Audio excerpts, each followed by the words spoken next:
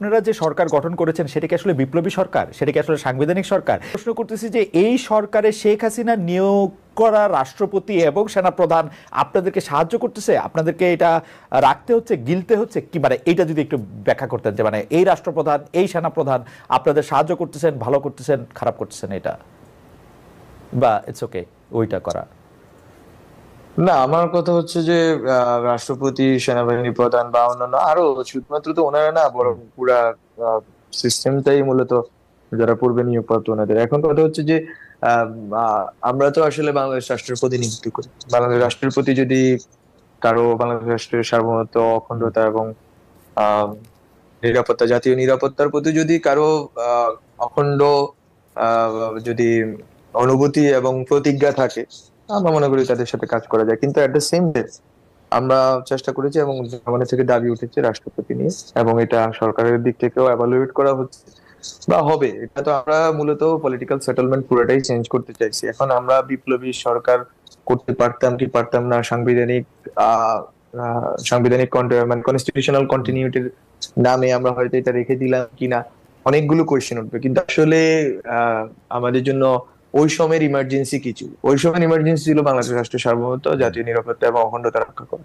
আমরা ওইটাকে প্রায়োরিটি দিচ্ছি, এবং ওইটা হচ্ছে নিকটি, ওইটা হচ্ছে যে লিটমাস টেস্ট। ওইটার ভিত্তিতে আমরা আমাদের বন্ধু শত্রু নির্ধারণ করব।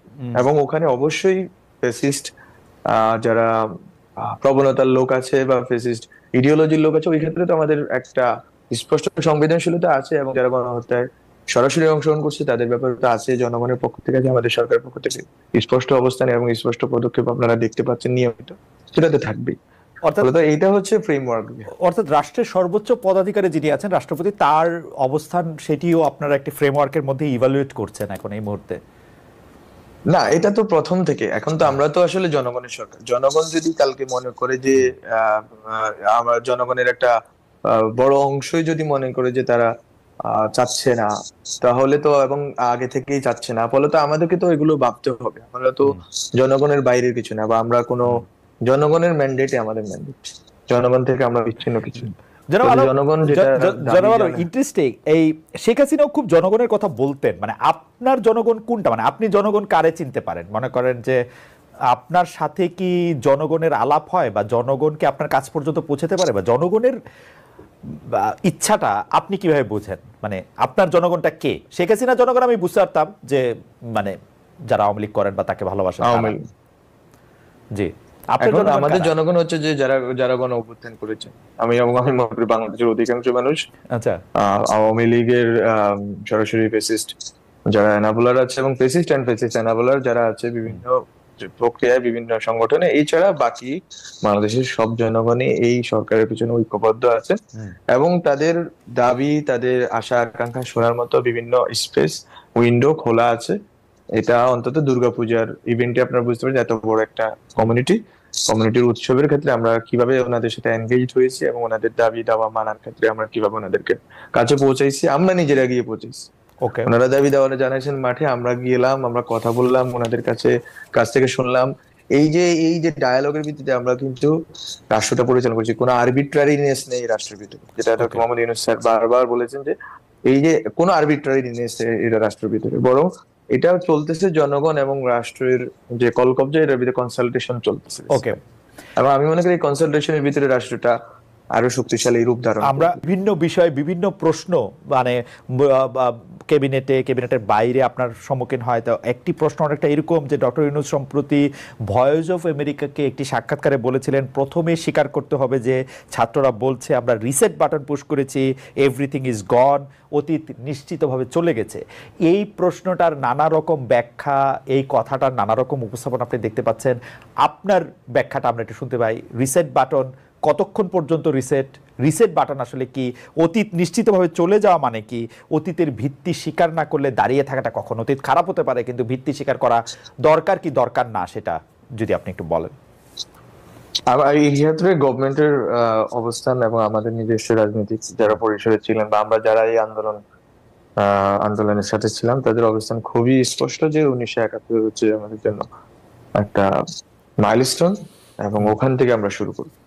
বাট ওখান থেকেই শুধু না, বরং আমরা কিন্তু এই ক্ষেত্রে অনেক বড় রকম প্রস্তাবনা এনেছি, যেটা খুবই বাংলাদেশে এটা মানে অনেক অনালোচিত ছিল। সেটা হচ্ছে 47-এর কোশ্চেন, 47, 71 এবং 24 আমরা এক সুতায় গাঁথার চেষ্টায় আছি। এবং পলিটিক্যাল কমিউনিটি আকারে বাংলাদেশের জনগণ যে লড়াইটা করছে, বিশেষ করে বাঙালি মুসলমান, এই লড়াইটা আমরা এইটাকে গুরুত্বপূর্ণ মনে করতেছি। বলতে 71 আমাদের কাছে খুবই গুরুত্বপূর্ণ। আমরা রিসেট বাটন সার্চ দিয়ে অর্থ বলতেছেন, এটা হচ্ছে ব্যবস্থা, এটা কোনোভাবে 71 না, এটা কোনোভাবে মুক্তিযুদ্ধ না, বরং যে ব্যবস্থার ভিতর দিয়ে একটা ফ্যাসিস্ট স্বৈরাচার তৈরি হয়, সেই ব্যবস্থাকে রিসেট করার কথা স্যার বলতেছেন। রিসেট বাটন ওই ব্যবস্থার উপর টেপা হবে, ওই ব্যবস্থার ক্ষেত্রে টেপা হবে, এবং আমরা একটা নতুন ব্যবস্থার ভিতরে ঢুকবো, যেটা আমরা বলেছিলাম আমাদের নাহিদ ইসলাম যে এক দফায় যেটা ঘোষণা করেছে যে রাজনৈতিক বন্দোবস্ত, নতুন রাজনৈতিক বন্দোবস্ত, স্যার মূলত এটার কথাই বলছে। প্রধান যখন প্রথমে আলোচনার কথা বললেন 5 আগস্টের পর বাংলাদেশে একটা শূন্যতা সরকার নাই, কি হবে না হবে সবার মধ্যে থেকে এক ধরনের, তখন উনি প্রথমেই জামাত ইসলামের কথা বললেন।